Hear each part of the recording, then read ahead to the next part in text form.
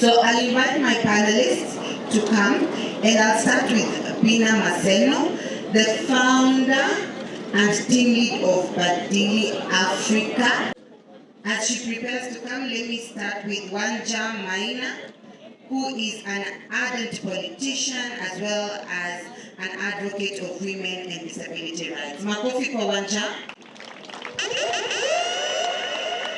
And then, right after Wanja, we also have Quinta Mbori, who is the Executive Director of AMWIC. AMWIC is the Association of Media Women in Kenya. Quinta Mbori, karibu. Makofi kwa Quinta as she comes. And finally, the only gentleman in my panel, and my mentor as well, I have the privilege to invite Mr. Franklin Mukwanja, who is the Executive Director for the Center for Multi-Party Democracy. Mr. Mukwanja, karibu. Makofi, makofi. Bwana mnataka nikuweka. We also have Carol Muasia, all the way from Canada Madari Education Trust. Makofi for Carol. Even nataka tupige makofi all through. Umetufanyia sampling mzuri. Let's keep up the energies. I'd like to go ahead and go right to my panel. So I think my first question will go to Carol Muasia. When we talk about the grassroots, maybe you can just start by telling us in maybe a minute or so, how has Canada Madari Education Trust empowered women in informal settlements to advocate for their rights? Thank you so much for the question. My name is Carol Muasia. I work with Canada Madari Education Trust, also known as SEMI Trust. We are based in Madari and we support high achieving low income scholars with secondary scholarship and post-secondary scholarship. So how has the organization supported Madari young female scholars is first of all providing them with access to quality education, and in addition to that, recognizing that these women have needs that they should, in order to achieve their greatest potential. And in addition to providing them with quality access to education, we also offer them self-defense training. Based on where they come from, they are prone to gender-based violence, and these skills come in hand. And we also distribute sanitary towels to them to just ensure that when it comes to their menstrual hygiene and all, it is also catered for. And lastly, we also provide sexual and reproductive health and rights to them to just empower them in terms of their sexuality and all that entails. Yeah. All right, thank you so much. Another key player we have is the media space. And maybe just to hear from you, Quinta, how can the media play a role in changing some of the perceptions that are there about women? Because we've seen quite a lot of times there are negative titles that are on the media, whether it's women in the political space, whether it's women in the fishing industry, whether it's women. Thank you very much. Good morning, ladies and gentlemen. Happy International Women's Day. I can't hear you. Happy International Women's Day. Happy International Women's Day. Thank you very much. My name is Quinta Mbori. I'm the Executive Director at the Association of Media Women in Kenya, which is the national outfit that caters for all women in media, PR, communications, academia. And what we basically do is we pool resources and networks. We have representation across all the 47 counties in Kenya.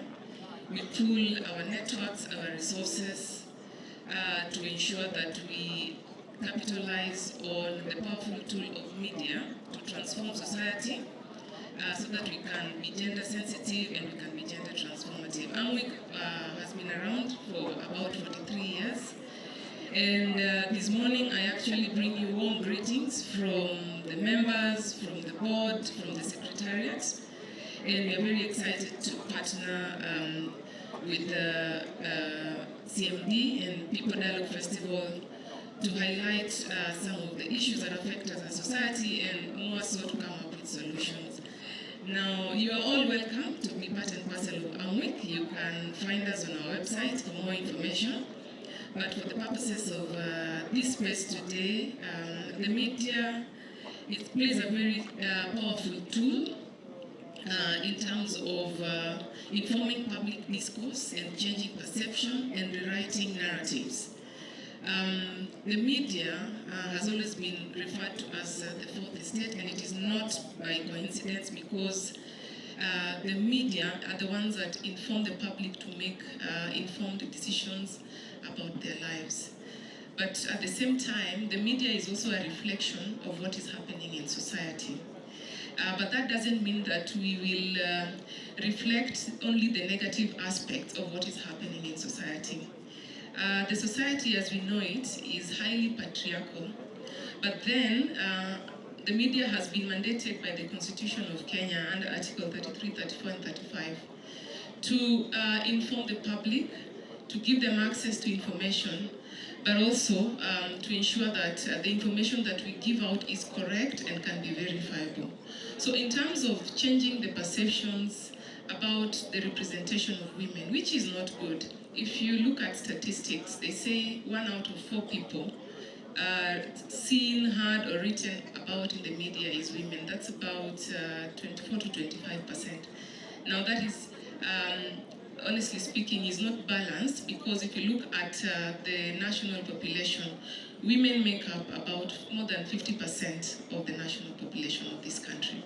So if the media is only focusing on 25%, then it means that we are not doing justice to the people of this country. We are leaving out a very important perspective, and that is the perspective of women, and the perspective of the youth, and the perspective of young girls. So in order for us to accelerate action, which is actually the theme of the International Women's Day of this year, there are a few things that we need to do as a media. One is to ensure that we are well informed in terms of gender-sensitive reporting and gender-transformative reporting.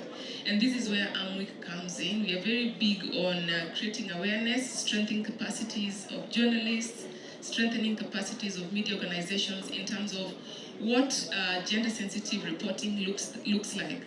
And this is informed by the fact that if you look at the representation of the key gatekeepers in media organizations, majority of them are men. And therefore, they tend to make decisions based on their unconscious bias.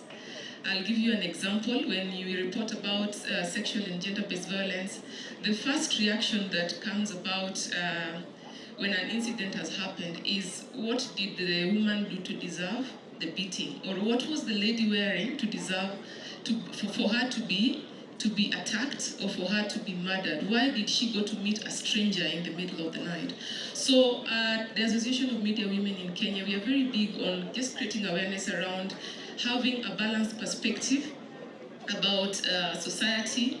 And we are also guided by the Code of Conduct for the Practice of Journalism, which we highly encourage media organizations to follow through, which also advocates for these principles, that we need to report objectively, we need to report in a balanced manner, we need to ensure that the information that we give out there is not just one-sided. We need to protect victims, we need to protect survivors.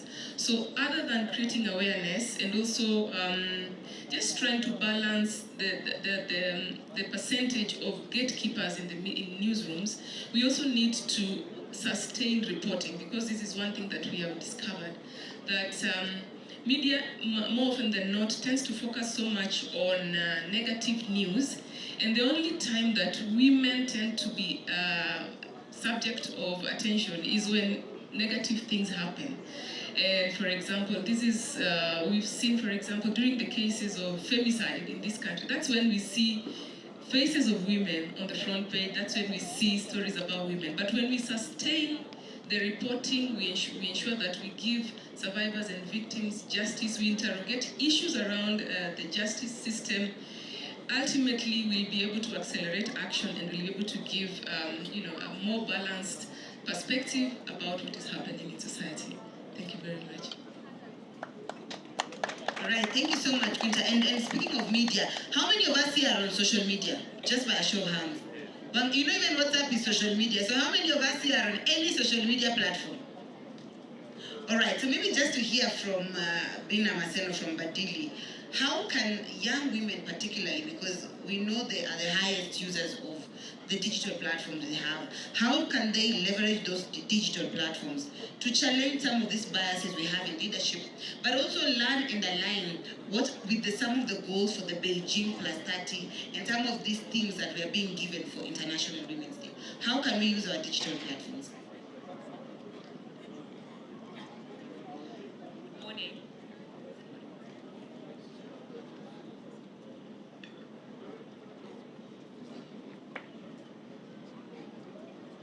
Happy International Women's Day, everyone. Happy International Women's Day. Please let's clap for the women in our lives and the young women in our lives. Let's celebrate the women in our lives on this Happy International Women's Day. So my name is Bina, team leader at Badili Africa, and thank you so much for having me here. So I think, Ruth, even as I respond to that question, it's important for us to, number one, understand our barriers, understand the issues we are dealing with, to be able to articulate them much better when it comes to pushing back, and to understand which platforms we can organize in. Yeah. So number one, if we look at exclusion from political spaces, we're talking about Kenya, being at 23% female representation in political spaces. For young women, it's below 1%. And this is a percentage that has remained so for the last 3 elections. So what does that mean for young women when it comes to being left behind in political spaces and not being able to contribute to the diversity of whether it's opinion, whether it's solutions? When you look at the bulk of the challenges in this country, they disproportionately affect young women. Talk about female genital mutilation, talk about femicide, talk about gender-based violence, talk about teenage pregnancy. So once we grasp the issue that we're dealing with, then it becomes easier to look at what are some of the platforms where we can organize better. I see we have WhatsApp groups, I see Instagram stories, I see Instagram lives, I see the discussions we've been having on Twitter spaces, and I think it's very beautiful in this era to actually see how we are able to leverage the digital spaces to have conversations. I'm saying that because we've seen a lot of clampdown even from government. Anytime you want to have a meeting, let's say at Uhuru Park, anytime you want to organize and maybe protest against an issue in this country, let's say at Uhuru Park, you have to get a permit. So if you're not cleared by the government authorities, you're not able to actually have that particular meeting.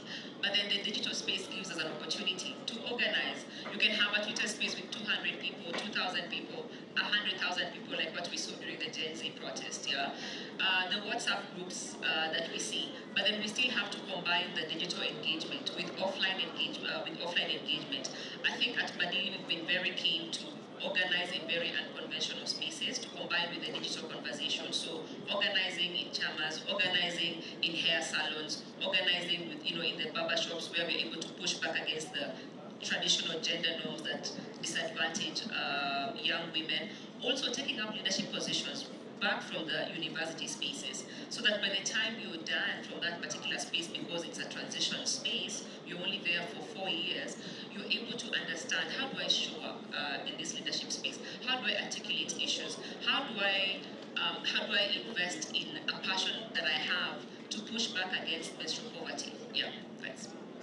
Thank you so much. And speaking about that, Wanja Maina, you're very active in the political space, and just hearing some of the issues that Bina has mentioned, maybe let's bring it down to political parties. What are some of these issues that women in political parties are facing, so that then we could come to Mr. Mukwanja for him to tell us what CMD is doing about that. So maybe we start with you, Wanja Maina. What are some of these issues that women in political parties are currently facing, and maybe what are some of those that we've been able to overcome? So that is where we are only complaining about the challenges we have, but we can also look at how far we've come. Hi everyone. Hi. Habari zetu. Muriela. Musangalile. Mulimoyo. I think it's God is good. Good morning, everyone. My name is Wanja. I come from Gatondo, and today is International Women's Day. And I'm very happy, and I celebrate myself for being a woman. And I also celebrate all the students that I can see here, because hopefully one day they'll become great people and become great leaders of Kenya. Before I say my things, I wish to celebrate two women who are making me very happy in Kenya. The first one is called Margaret Nyakambo. She works, I think we can clap for her. The other one is called Nancy Gabongo. Those are the two women who are our last line of defense. These students you see here, kama ni kitambo wangekuwa wanalipwa NHIF kwa shule. But these two women have told us that our students are suffering because of lack of insurance, the poor people and the sick. So those are my two heroes, and then I'll add myself as the third one. Otherwise, I also celebrate you all. I have been given a very hard homework by Ruth. I don't know why she asked me hard questions. Probably it's because she knows me. But me, I'll just talk. If you find the point as I'm talking, you pick. Silio. Students first. And I'm happy to see students. And Frank is my friend. I think we are doing a very good job with bringing students, because in the next 5 years, they'll be our leaders. I want to talk about the first problem, because I believe I'm talking to young people, and they are young in the mind and young in the heart.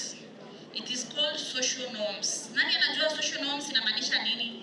Venye huwa tunajibehave kwa home. If you go to most of our homes, and that is tied to the question I've been asked about women, leadership, how women don't make it in the political circles. If you go to our homes today, girls are expected to go to school and then come home to cook githeri. If you're a girl who is 15 na hujui kupika chapati, you will be asked, nani atakuoa? Have you ever been asked, nani atakuoa na hujui kupika chapati? Otherwise, your average 13-year-old hafai kujua kupika chapati, anafaa tu kujua kucheza na kusoma, si ni kweli? While boys have a very good time, they enjoy, they play football, they play video games. The problems that we have, Ruth, you have asked me the problems with our political problems. In my view, it is a reflection of the problems in our homes. Because these people you see here, they come from homes where the dad just comes late in the night, does not do much beyond reading the newspapers and analyzing the news, while the women do a lot of work like washing utensils, washing duvets, and shelling maize. Now, the reason why I have started with the issue of social norms, because hiyo kitu ikiendelea hivyo in our homes, it is reflected in our public life. When you see students here, and I'm happy to see a mix of boys and girls, by the time they start going to university, utasikia wakiwa form 4 wanaambiwa, unajua girls wanakuanga wabaya sciences, unajua boys wanakuanga wazuri sciences na physics. Ni nani ashasikia boys ni wazuri physics na girls ni wazuri arts na Kiswahili? Mshasikia? Girls were languages. Ni nani alisema boys hawajui science? By the way, I'm very proud because I got an A in chemistry, by the way, because I used to feel bad at boys are better. Don't ask me what I got an overall, but I got an A. Okay, it was an A minor, lakini nasemanga A, so that I look bright. So what am I saying? If we don't fix our mindset, these students you see here will fall into the same trap. That wakianza kwenda university wataambiwa fanya arts, na tuseme arts ni baya. But if we want to be really serious, we should have them to do what they want. Wakitaka kufanya sciences au arts au political science, it is up to them to decide. So I think if we get the gender norms right, we will stop doing bad things to women and girls. Okay. Because how we treat them in the home is how it's reflected. Ruth, if you could add me a minute to talk about politics in Kenya. Our politics in Kenya is very funny. Women are usually very good in politics only when they are helping to look for votes, but they are never taken seriously when they want to be voted in. And Ruth, you know I'm very sad because I've even remembered that we don't have a gender CS as we speak. That in this country, watu wanagawana viti, wanadonetiana, wanajiita experts. Unasikia watu wa hizi political divide washapeana expertise side. Wametafuta ma CS wote wamepeana, lakini hakuna CS wa gender. What does that mean? That means these young women and girls, these students, girls who are facing problems, do not have a direct representation in the cabinet. Because when someone is acting, and by the way, I might even note that even those acting CSs are men. Yani women cannot be given substantive CSs and even acting CSs. So there are many, many problems in the executive, but I know I'll explore more in the next questions. Thank you. Thank you so much, Wanja, for that. And we are coming to Mr. Mukwanja. So, because this is a dialogue, I'd like you to think about something that Wanja has said. We don't have a gender CS. Do you think it's important? Yes, no, and why? Let's start thinking about that question. We'll be bringing the mics to you in a few. But I'd like Mr. Mukwanja to just tell us, you've heard about some of the issues that people, young women and women generally in political parties are facing. And you are one of, or actually you are the only man that was in the gender task force. So what are some of the items that women in the political space should look forward to? What are your perspectives? What are we looking at? Do we have any hope? You've been able to train a number of the women in different political parties. You've been able to train a number of our current legislators. Do we have any hope?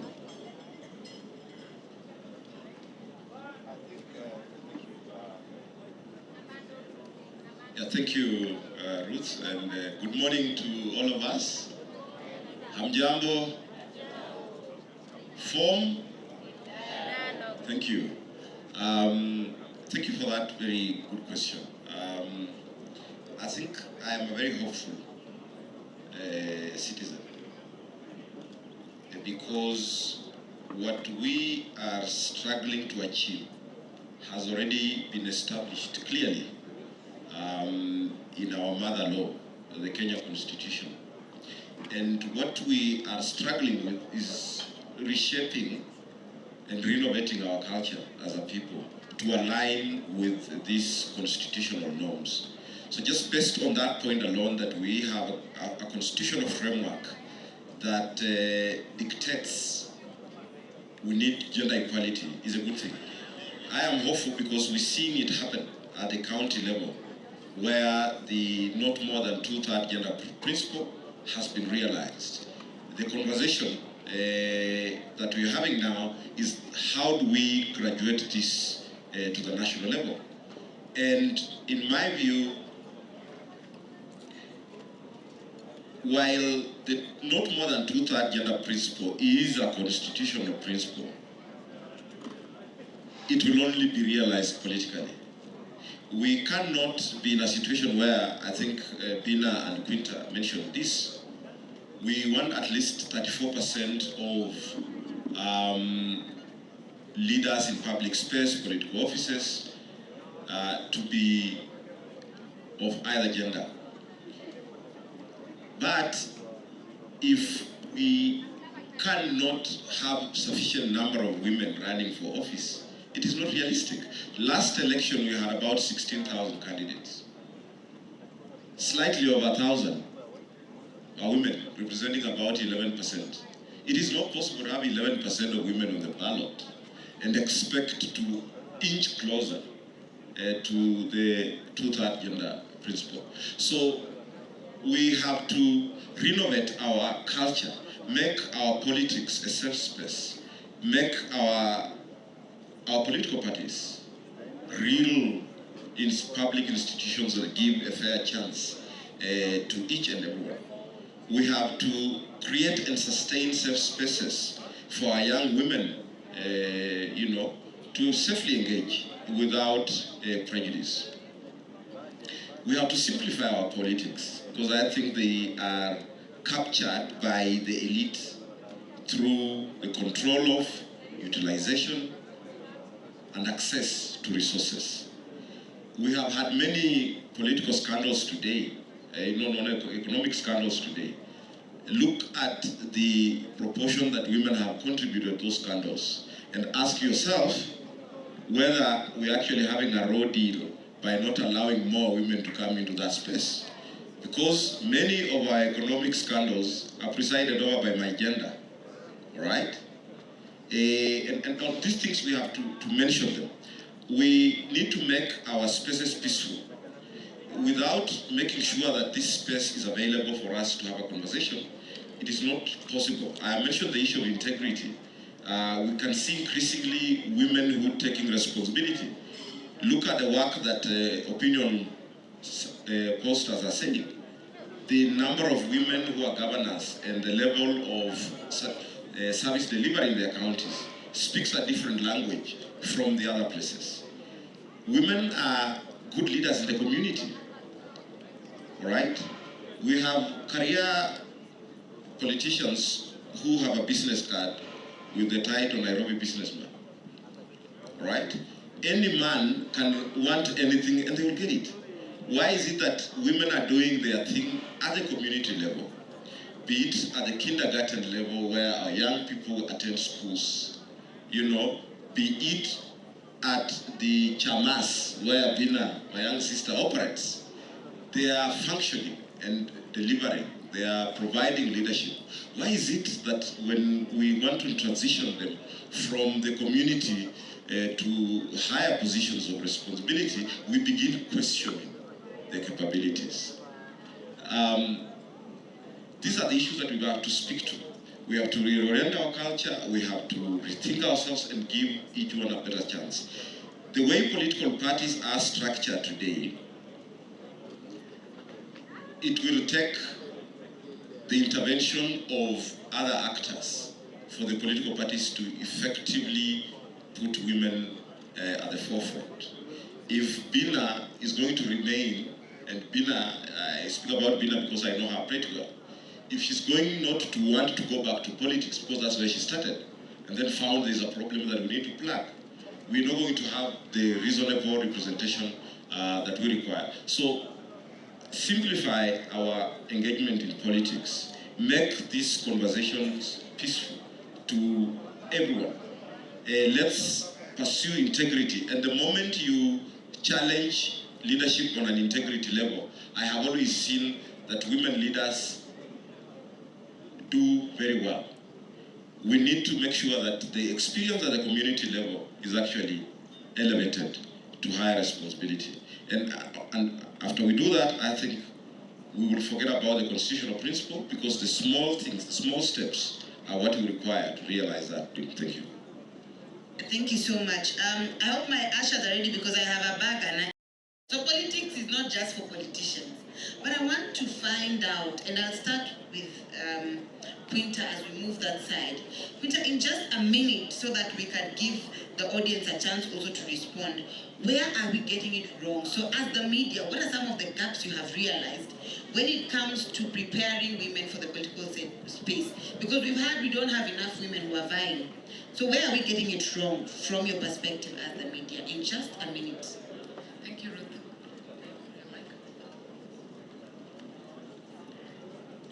Thank you, Ruth. Just speaking from what Franklin has said, as a matter of fact, at the Association of Media Women in Kenya, we recently profiled the 7 female governors under a project supported by one of our partners. And we were actually rallying on the G7 strategy, where we were hoping that come 2027, we can raise the number of the elected female governors from 7 governors to 24. So the strategy is dubbed G7 to G24. But then now we got ourselves thinking that under the current regime, already Governor Anne Waiguru is not eligible because she's a second-term governor. So we have 6 more governors who are eligible for re-election. And we are hoping that we do not fall back on those numbers. We maintain the 6, but then we need to get, in that case, we need 18 more. So the question we were grappling with is, where are we going to get these 18 governors? And what strategies are in place to ensure that we have these 18 governors in place? So media, as I respond to your question, cannot work alone when it comes to amplifying the voices of women in politics. Media must work with development partners. Media needs to work with the political parties. Media needs to work with the politicians themselves. Media needs to work with the sympathizers of women in politics and all stakeholders, so that we sit down together and we strategize.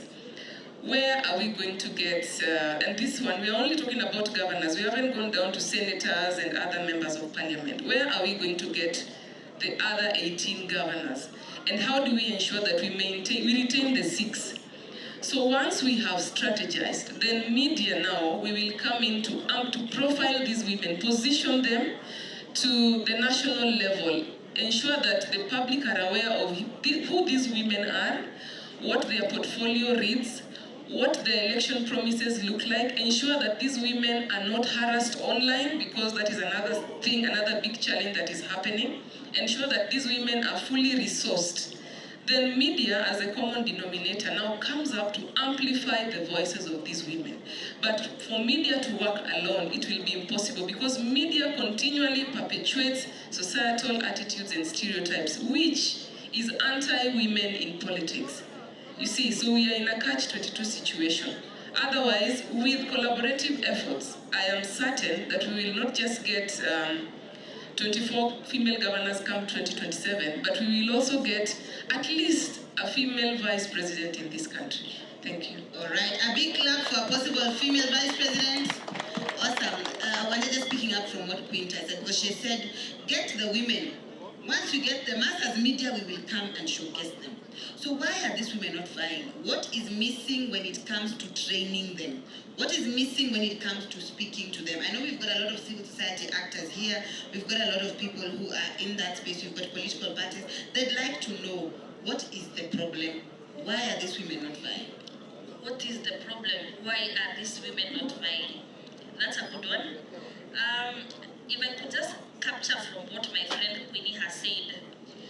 She has said that hopefully we'll have a woman deputy, and I'm like, I hope we can also have a president, because hii kitu ya ma-deputy pia imekasirisha wa mama, because even in Kenya we have a lot of deputy women governors, lakini hatuwajuangi sana, because when you are a deputy, you have to be cut to size. Unajua deputy governor deputy anakuanga governor in waiting, kitu yote ikahappen including death, lakini hatuombi governor yote ya kufe. So these things are also serious, that women want to have serious positions, because women are not very happy being deputies. That said, you have asked me what are the problems. I think when I talk about problems, and before I talk about problems, I just wish to also tie to what Quinta has said, where are the women? For those who follow American politics, you know how it happened, the Democrats and the Republicans, and what has become after. You all know the outcome. But the Democrats are very serious. They are very interesting if you follow even their online activations. Now the Democrats have something called the Emily's List. Now the Emily's List is a list of high potential political women who are in the radar of the Democrats, who can vie anytime. You know, unajua ushisikia kwa shem vinyo nasemanga tu mtu ako na nyota ya uongozi. Ako na nyota sijui ya kusimama kura, ako na nyota ya kukua prefect, I don't know. The problem with Kenya is that mtu akianguka kura, wamama akianguka kura, wanasahaulikanga, wanakana huko tutaanza kuwatafuta tena 2027. Me, in my view, I think this is the time where people with resources and money can start now profiling. If Quinta says that we need to have 24 women in 2027, then people like Frank, who are owners of capital, should have a list of like 150 women, potential women who can vie to be governors through elimination, at least of about mama 20. So I think we ought to start looking for those with the nyota for vying. And I think also now, even as we try to be futuristic, it is even mapping prefects in high schools already, wale watoto wenye wanakaa kushinda. I have a mentor called Professor Jacqueline Odol. Once upon a time, she was in charge of children's services in Kenya. She currently works in Siaya. She summarized the problem that faces women in politics in 5. Those problems are as follows, and I know Ruth has added me another minute. The first problem that makes women not to vie, it is number 1, they are made to look invisible, their contributions are not taken seriously. That is the first problem. The second problem is that women's contributions are taken and they are made to look ridiculous. The other day I was part of young women who were dancing vigorously when Mother Karua was launching her political party called PLP. Even before she had finished what she has launched, Atoli, the career unionist, alianza kusema Mother Karua ameiba kala yake ya papo. Unajua kala ya ma-union inakuanga papo. So instead of at least appreciating Mother Karua for her contribution and being a party leader, now actually? Is purple a patented color? No, everybody can use it. The third thing that faces women is that they are always made to feel ashamed and guilty. No wonder women keep saying sorry. Have you ever seen a woman hata unatembea tu kwa barabara, hata hujamkanyaga na hajakukanyanga anasema tu sorry, sorry, sorry. What are you sorry for? These things are very serious because the moment you keep saying sorry, you shrink yourself. Oh, sorry, excuse me. When a woman is speaking something, even though she's very certain about a topic, because women are also very smart, you find the women saying, you know, I think, no, you don't think because you are an expert in the subject. It doesn't help that men who are less qualified even start explaining. Have you ever seen a man with a diploma explaining to a woman with a degree about a subject? They mansplain, they talk too much, but they don't know much. So I think it's very important for us to stop. It's very important for us to stop making women to shrink. Women are also punished badly. It is in this country where a deputy chief justice was allegedly told, mliosikia chief justice aliyekuwa amechuna mtu kwa mapua akatolewa kwa job, na ni allegedly, hata hakuna mtu aliona video. But it is also in this same country where a sitting governor slapped a sitting MP in a city hall, a government office, na hakupanishiwa. Have you ever seen? It is also in this country where the office of the Nancy Gazongo, who is saying that SHA is hurting the sick people, and now they are planning on how to remove her from office. So women are always punished. When they do their job, they are always threatened with being fired, even when their jobs have security of tenure in the office. We have to think. The other things that happen to women in political offices is withholding, the last one, withholding of information. Women are always told things late. Have you ever gone to a meeting and then you find people it's like they had met before you came? Alafu when they start talking wanaanza kusema, let's say me and Winter we have just gone, kumbe watu walikuwa wametupangia. Ukiongea kitu hao wengine wanasema, I think I agree. You agree, nikawa walikuwa wameagree before walikuwa wamekupangia. So be very sensitive to people withholding information from you. Haujui sasa mambo ya ABC inaenda aje, haujui ni nani yuko karibu kupata opportunity kwa chama yako. Those are very, very serious issues. But lastly, I think also it's a challenge to also women to also try as much as possible when they are looking for this political power to be pragmatic and to appeal to broader societal issues. Unajua sometimes also women can be wakiongea sometimes, some of them, not all, they are boring. Unasikia mtu anaanza kusema, you know me, I'm standing here, I'm speaking as a woman. See, already we can see you're a woman. So when you're talking about politics, appeal to broader societal issues. Wewe ukisimama, sema shida ya watu wetu ni SHA, she, na vitu za overtaxation. So that now you rhyme with the people to avoid now speaking too much about your agenda and then you fail to connect with the people who want to vote for you. So those are my reflections. Thank you.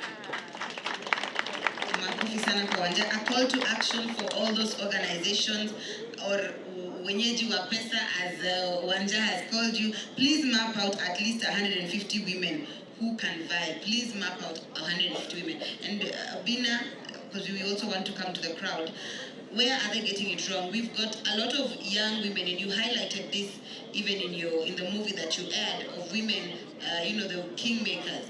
So why are these women? Why is it easy for us as women to mobilize for other politicians, but when it comes to us, we are unable to vie? What is it that we are not doing right?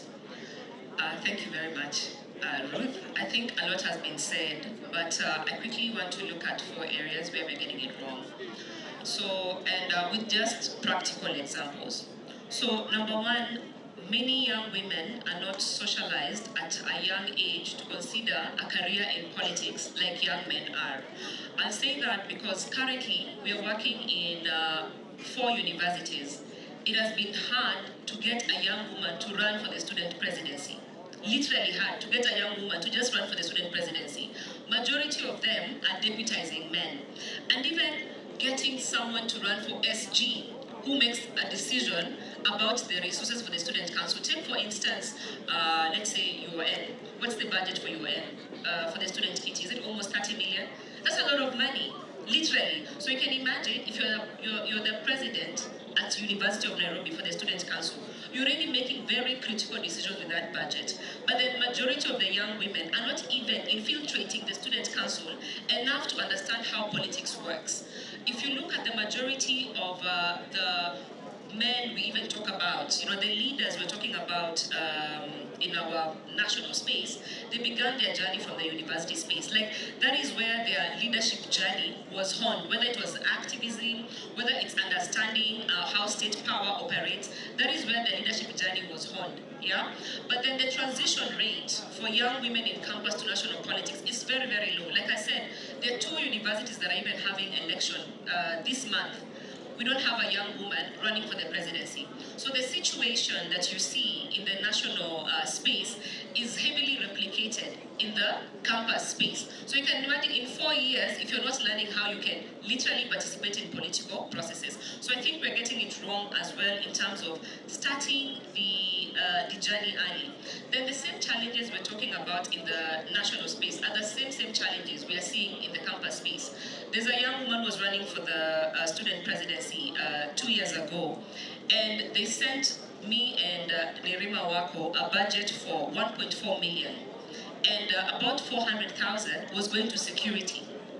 So you can imagine a 22-year-old, already 400,000 is going to security. And that was so shocking for me and Nerima, because we're thinking, at what point are you raising $1 million in campus to run for office and you're only there for a whole year? And if you look at even what you're making in the sitting allowance, it's not even amounting to half the money you're using. But then even when they began giving an explanation that I can only campaign at night when students are back to their hostels, how am I going to go to the male hostels alone? I need like a security of like 15 men. And these are 15 young men that I have to pay every other day. So we're also not tracking those issues. So we have a campaign called Track Her Campaign for young women in universities. So we're not tracking it. 2, when it comes to, I'd like to build up on what you just said. Majority of the young women also who've run for office before are not running for office again.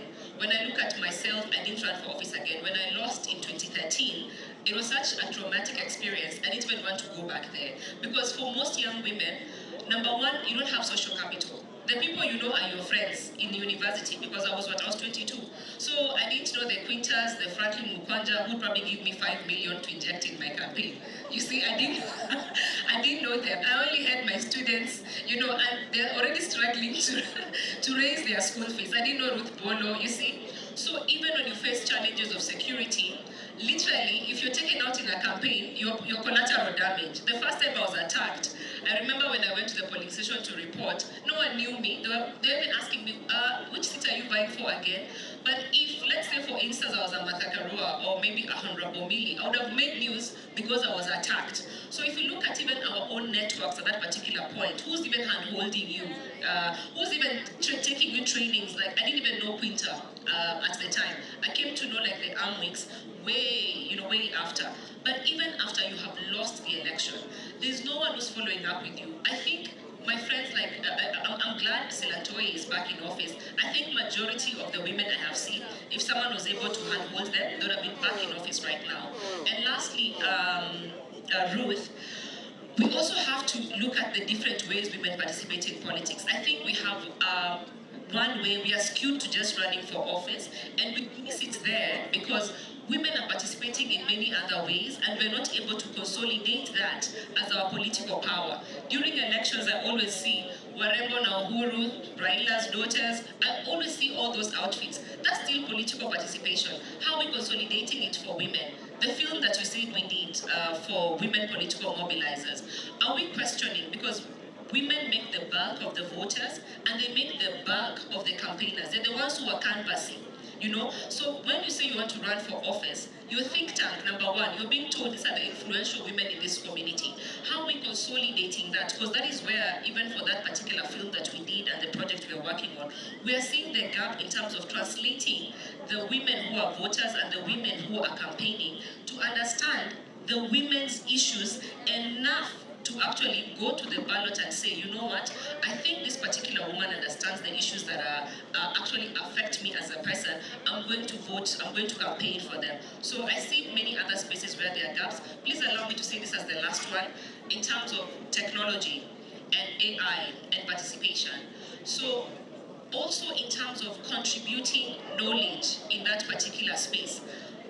As women, it's important for us to understand how we can also leverage technology to talk about most of our issues and most of our priorities.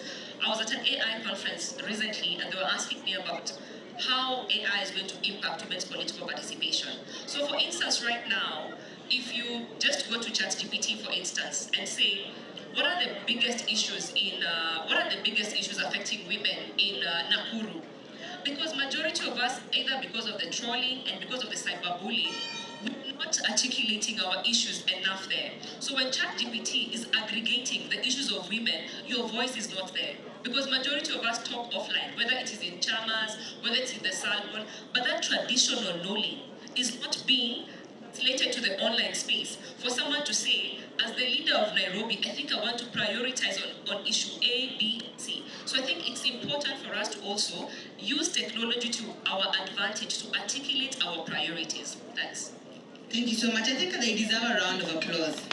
I'll be coming to you, Carol and Mr. Mukwanja, but before that, I think our audience is about ready. So maybe I'd like the ushers to take their place as I invite an international perspective, so that we've heard from our panelists, and we'd also just like to hear an international perspective, even as our ushers take their place, one on the right and one on the left, so that we're able to pick questions from everyone. So allow me to welcome and help me in welcoming Lina Aban, all the way from the European Union, to also give us an international perspective.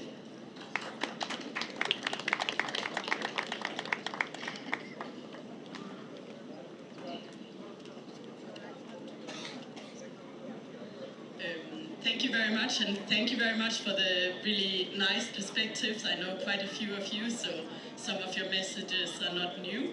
And I think when we talk about gender equality in Kenya, they are not new either. It's really great to see so many of you here for this session on International Women's Day in the middle of Nairobi in Uhuru Park that's finally open for citizens after many months, if not years, of renovation. And I think working on gender equality or promoting gender equality is a big issue in many countries, not only in Kenya. And this is why the European Union and many EU member states are very engaged in activities that empower girls and women, but also young men, boys, and elderly men and women to understand how some of the societal structures are also underpinning the inequalities. There was one of you mentioned the cooking and how the cooking or the sharing of domestic tasks is a really good indicator of how big opportunities girls and women have to engage in other activities or pursue their career. Many women are simply exhausted because they are working full-time jobs and are then having another full-time job at home. So for all of you boys and men that are sitting in the audience, this is a very, very important message for you to take home, because it takes two to tango. The women cannot, it's not only about promoting the women and the girls, it's also about sharing all the tasks that you need to perform to have a family that is functional, to have an organization that is functional. In the EU, we joke a lot about, like, if someone needs water in a meeting or coffee in a meeting, it is practically always a woman who stands up and fetches the water can or fetches the tea can. And there are some of my colleagues that are like, I really do not want to do this, you know. This is not my job. I'm having a full-time policy officer job, just as my male colleague. But, you know, in my view, I mean, we are the host. If we have guests, we need to make sure they have something to drink and eat. But it is always the women who do this. And I would really like you to encourage to have a look around when you have meetings, when you are at events. Who is it that is doing this basic organizing? Why are the coffee ladies always women? Why could they not be men? You know? Why are all the cleaners in the office women? Why can they not be men? You know, this is not, you know, this is some very, very long time ingrained issues in our society. But Kenya is changing a lot, and many other countries are changing. I'm not saying that in Europe we found the recipe, but there are much more equality at home. There are many more girls and women that do not want to do all the domestic tasks, and also where boys in their family, their brothers, their fathers, their uncles are doing many more of the domestic tasks, and are also encouraging and helping them when they want to pursue, for instance, a political career. I think we might have less of a security issue, although it is a bit of an issue in many countries, that girls and women are facing more abuse and violence than boys. But this is also something where we can work together, and where the men and the boys that are working with the women in political parties, in youth women, or in youth movements, can make sure that the women have the space, that they can feel safe, and that they can pursue the campaign activities that they want to pursue. I think this is all I want to contribute with, because you have very good speakers, and Kenya has a lot of talent in both the political parties and the youth movements and around on the schools, and I'm also very happy to see so many students being here today. It's really great that you have come to listen to the activities at the People's Democracy Festival, and I really wish you all very good opportunities to live out your dreams and your ambitions, both on political stages but also on other stages in Kenya. Thank you very much. Thank you so much. Sasa ni masaa ya swali deadly. Are you ready to give your questions? I hope our ushers are ready with the microphones, and as you speak, as you get the microphone, just say your name and exactly who the question goes to. So just again, we've got Carol Mwasia, we've got Bina Maseno, Wanja Maina, Queen Tambori, and Mr. Franklin Mukwanja. So just say who your question is going to. So maybe I'll start on my left, because I see a lot of hands here. So we can start with the 2 questions here, 2 questions here, and then we come this side. So I hope at the back I can get some hands as well. Monday? Okay, we'll come here as well.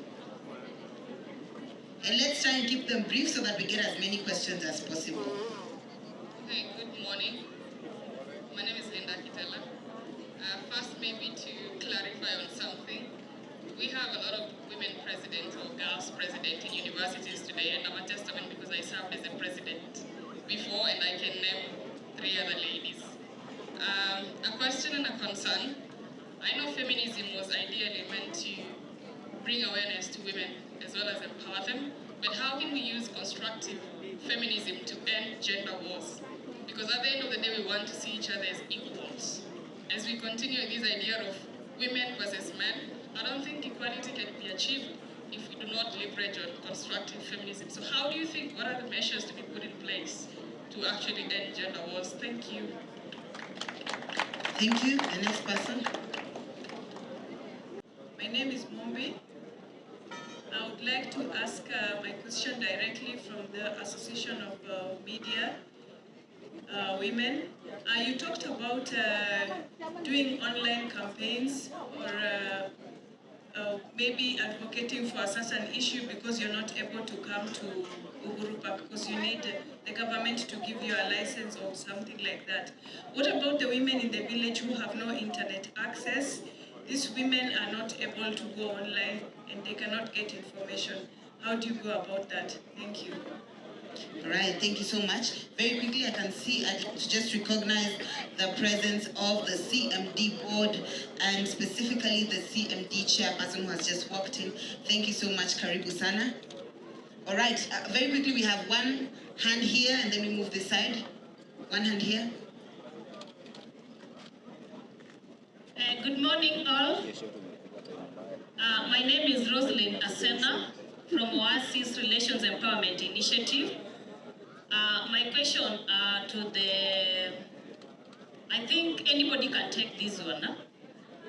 In Kenya, we have close to 1,151 police stations.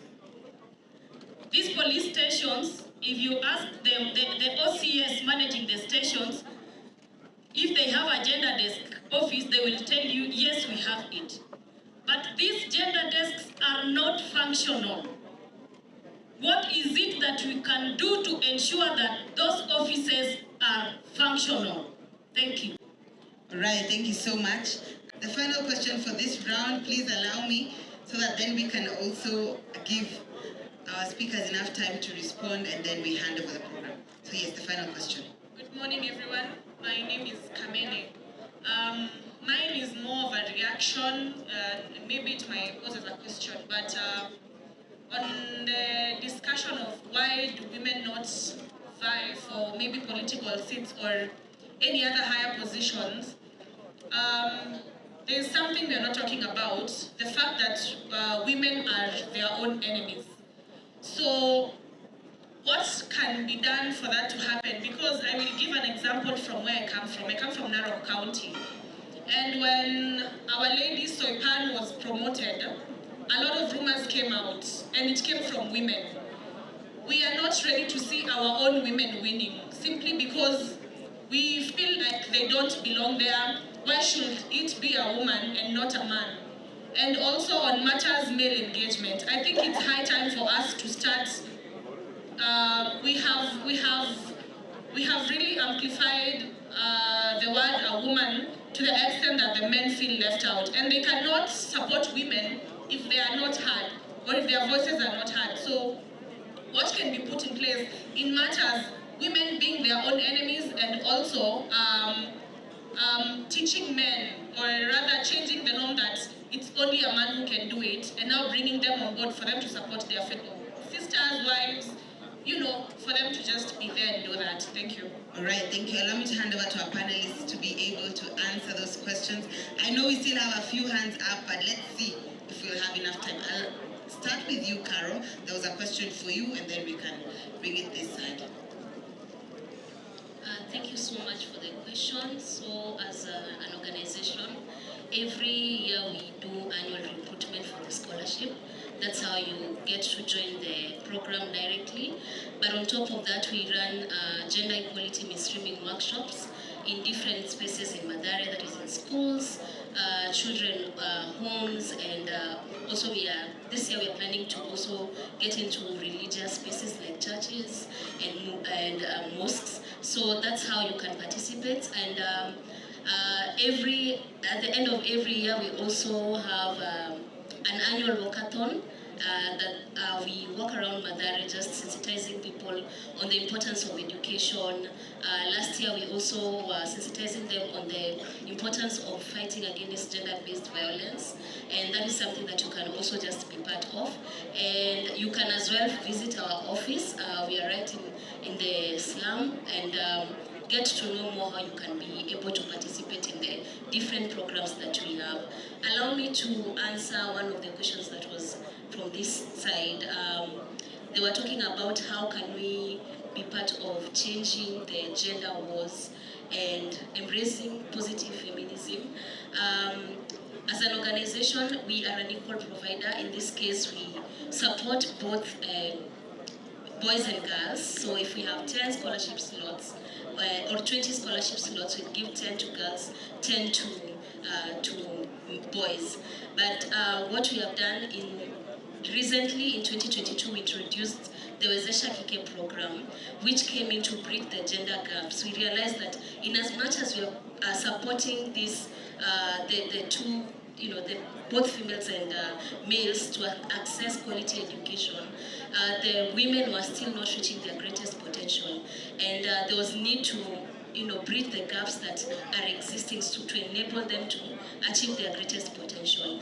And as we do this, we are not leaving the boys. We are making them, they are part of the conversation, so that they are able to know how can we as men also play, what is our role to ensure that we are protecting these women.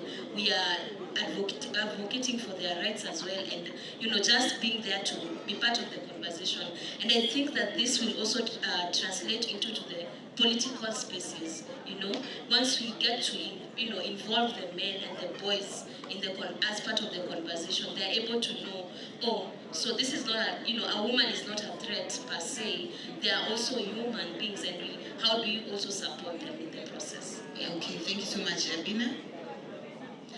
Thank you very much. I think she's already picked part of the question, so I'll just quickly respond to the lady, and I'm proud that we will have a female president here. I think what I exactly meant is that the situation in the national space may mirrors the situation in the campus space.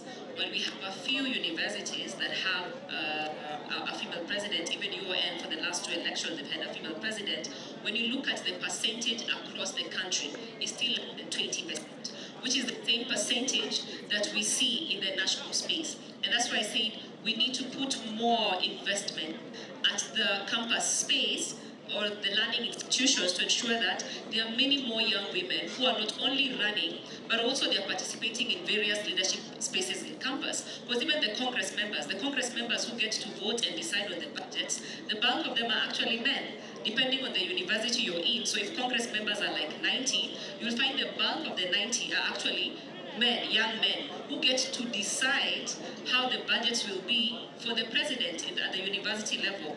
And also, I think, to look at the different spaces women can occupy, whether it's at the campus level, whether it's at the community level.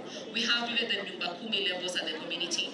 I don't think majority of us are also very keen to ensure that even at the Nyumba Kumi level, you have a woman occupying the chairmanship of Nyumba Kumi. Because whenever you even have a GBV case, you're always asked, does your Nyumba Kumi chairperson know? Because they are manning every 10 units. Even when an MP occupies political office, how many of us even approach them to say, I want to sit in the CDF committee? Why can't you be the fund manager of the CDF that the politician is manning? So there are many other spaces that we need to be very keen on, as opposed to just running for office. Then we are able to now consolidate all those numbers, our numbers as women, as political capital. And lastly, Ruth, let me just say this, because I know it will skip my mind. On the 2/3, and I know it's a big conversation that we keep on having every election. On the 2/3, I think, as well as in any constituency you're coming in, I think it's important going forward for us to ensure that there is a political cost to the politicians who boycott that particular process. Because I've seen any other time, let's say an MP is voting against the 2/3 gender bill, they're not losing votes. When they go back to their community members don't even know how they voted on that particular bill. But there should be a political cost to not supporting some of the bills that are supposed to benefit members of the community. So I think that's something I also needed to add on. And lastly, on Quinta, lastly, on the G7, yeah, I think I'm concerned in terms of the fact that in every election, the very first entry point for most women in politics is actually the MCA seat. For majority of us, our first time to enter into politics, the MCA seat. If you look at how many seats we had, and not just for young women, but for all the women in the last election, they were below 200. Yet we have 1,450 seats in this country. They were below 200. And I think even as we talk about the bigger seats, that most of the times are decided by a coalition, it's important to see how do we get more MCAs and more MPs in. I mean, if at all we had sober MPs, look at what happened last year with the finance bill. Look at all the MPs that were actually holding us hostage in this country with the way they even voted about the finance bill. Now imagine if we had the bulk of sober women in that parliament just last year. You know what would have happened. And if we had also majority of the MPs at the county level, they're able to hold the governor accountable. Because it's the MCAs who can impeach a governor, it's the MCAs who can approve the governor's budget. So I think it's also important to look at a strategy for all the seats that we're looking at, for us to ensure that also women run and occupy all those seats. Thanks. You Wanja, you have about 2 minutes and so. 2 minutes, thank you, make them 3. Hi everyone once again. For those who listen to Kenyan politics, have you seen this challenge that is happening on TikTok? Mali majenzi wana dance, alafu wanasema ndio barabara itoke Samatan, iende Mugadashe, iende wapi? Alafu inafika mali wanasema These things are very serious. The reason why I've remembered that political story, it is because I think as one of the solutions and the way forward is that we measure development and performance of politicians in what we call brick and mortar. Kujenga barabara itoke Mogadashe, kujenga nyumba, kujenga choo.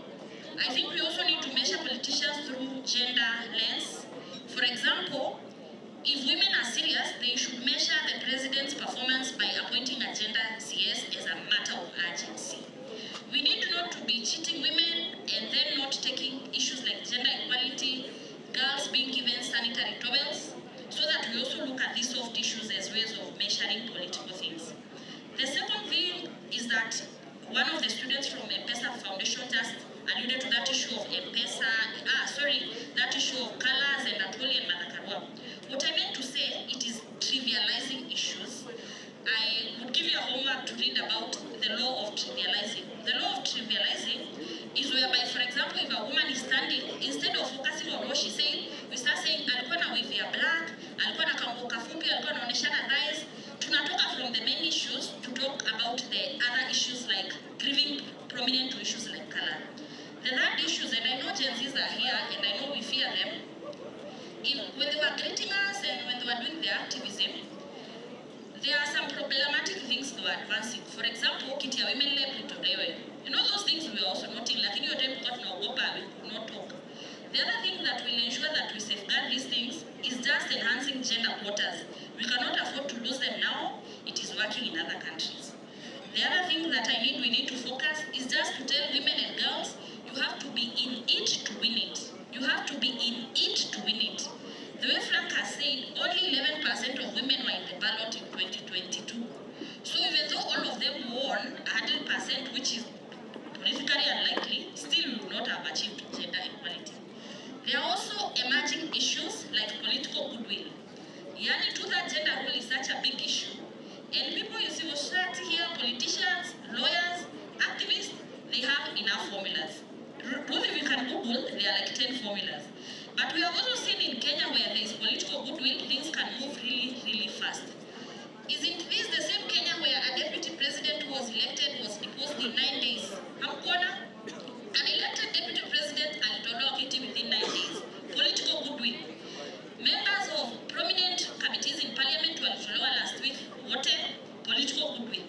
If we have political goodwill to do some things for political expediency, surely we need to have political goodwill to get more women into the politics. The other thing that I'll say is that there is no punishment for cheating women, to emphasize. So whether you give them what you promised or you cheated them, there is no repercussion. We need to have serious punishments.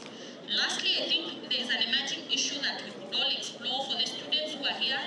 There is an emerging issues around climate change. You know how everybody is talking. Last year, 15 elections around the world were affected by floods. In 30 seconds. In 30 seconds. So I wonder how we can also start thinking around these emerging issues so that in 2027, if the rain will be too much, maybe our elections will be affected by the rains and all. Lastly, to encourage us to leverage on the internet. It is an equalizing field. Tukienda kwa internet, mtu anaongea vile anataka, just like education. The internet is an equalizer. Let us exploit. Thank you. I'm just going to make reference to 3 points. The first one is, as an aspiring women in leadership, your community and how you engage with them is probably one of your biggest resource, because ultimately these are the people who are going to cast their vote and give you the opportunity to serve them. So just responding to the role of media and whether women politicians should, where they should put most of their energy in is, please focus on your community media organizations. Please focus on your vernacular media organizations, because you're able to engage your constituents and citizens directly. If you get an opportunity possibly to give your to campaign on the national platforms, like my friend Wanja here has worked extremely hard, then that is an added advantage. But as an aspiring politician, sometimes it becomes very difficult to make headway or to be given the space to advance your political ambition. That said, I also wanted to add the fact that when it comes to social media, there is a survey that was done by the Media Council of Kenya in 2023, and basically it showed that after TV, television, and radio, the third most consumed media is actually social media. So as women in politics and women in leadership, that is actually an enabler for us. It means that we can, as we wait upon the KTNs and the citizens and the standards to give us platforms, then we can leverage the social media platforms. We create our own brands on those levels, we campaign, we engage with our citizens on those platforms as we wait for the opportunities to get to the national platforms. In terms of how Kenyans consume social media, there's another survey that showed that we are currently talking about 40.8% internet penetration in Kenya, with about 67 million mobile subscribers, and the numbers keep growing. So that means if you're not on that space, then you're doing an injustice to yourself. So you need to do whatever it takes to get onto that platform so that you're not left out. Finally, is on the issue of positive feminism vis-a-vis toxic feminism. Fact of the matter is that we are all feminists, especially those of us who are privileged to cater for men and women. Because what is feminism? It's simply creating an enabling space, looking for equality for the women. So we have wives, we have sisters, we have daughters. So even without saying it, we are feminists. But one thing we have to acknowledge is that we cannot leave the men behind. In this fight for gender equality and equity, the male constituency are our allies, they are our friends. And therefore, it's not a battle of the sexes, it's a battle of seeing things from different perspectives and looking and building on our strengths. What are the strengths that men bring on the table, and what are the strengths that women bring on the table? It can never be a battle of the sexes. Thank you very much. Thank you. I'm sorry, I have to rush you. The final panelist, and maybe as you answer, there was a question on the police stations. It would be good for you to also touch on that. Yeah, thank you. Let me first respond to the two questions by my brothers from the PESA Foundation, Basil, and the gentleman who questioned about the simplicity in our politics. Basil mentioned about the two concepts, equality and equity. I believe they are mutually reinforcing because if you look at equality, it is about treating everyone the same. Equity is about addressing historical and systemic inequalities for fairer outcomes. Let's use an example. When we have special programs to support young women who are scholars to go into the STEM courses, science, technology, and such. That is equity. When we are advocating for fairer paternity and maternity leaves so that you can have work-life balance, right? Those are the things we're talking about. So it's mutually reinforcing, and you cannot say you will pursue equality successfully and ignore equity. So that's what I wanted to just explain for us to have a comfortable conversation. And it's very important that young men like yourself value this conversation, because then the issue about gender has also been misunderstood to imply women. Tomorrow, if you go to a construction site today, you will actually find more women workers, right, who are actually more efficient. Like I know a number who are doing very serious plumbing work, who are doing serious paint work, and even gypsum. So it's important that young men particularly pick up this issue of championing gender equality, so that conversation then can be a societal community. My brother from CME Trust, I talk about simplifying our politics, because generally, if you look at, and I mentioned that in the same sentence with us renovating and rethinking our culture, I have always questioned whether to be a leader in Kenya, you must be wealthy and then generous. Or is it that as a leader, when you show up somewhere, you must leave people with some change? We have a culture of transactional politics, right? Such that the conversation, we ought to be having a clear social contract in the election period. We're hiring you, you have these obligations, and we're giving you these privileges for leading us. But we do not have that conversation. Our conversation is about money. Whoever can cough the most.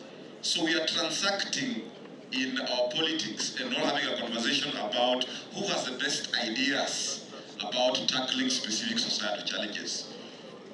Our friends at IEBC were in Parliament just early last week, and they're asking for 61 billion. My contacts tell me that 61 billion is an underestimate. It's actually around 73 billion shillings for us to pull off the next general elections. How do we deal with the issue of trust deficit? We have made it very difficult. Safaricom, today, if you go around here, the people in this meeting alone may have transacted about 1 million of an hour ago, right? But we cannot trust ourselves, including with the technology that is making our elections. The law says the process should be simple, fair, and credible, right? So why have we made these processes unfairly expensive to ourselves? How do we tackle the issue of trust deficit, right? How do we make sure that the most simple things of making sure that electoral malpractice, such as voter bribery, is something that we are dealing with? Even in this meeting, leaders have been harassed. Toakitu, right?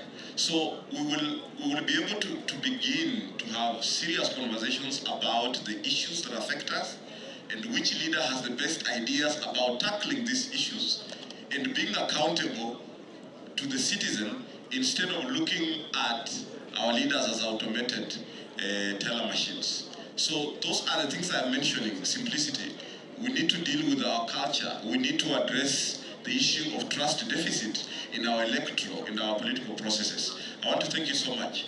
And being International Women's Day, allow me to appreciate two sets of women. One, my board member ladies who are here, led by the vice chair, always available to support as a secretariat. And secondly, my female staff. I have a full-time team of 13, and interestingly, 9 of them are women. It is these women, including our team leader, Tracy, who are able to work out such an event. So I really want to appreciate my board members, Chairman, sorry, it is International Women's Day,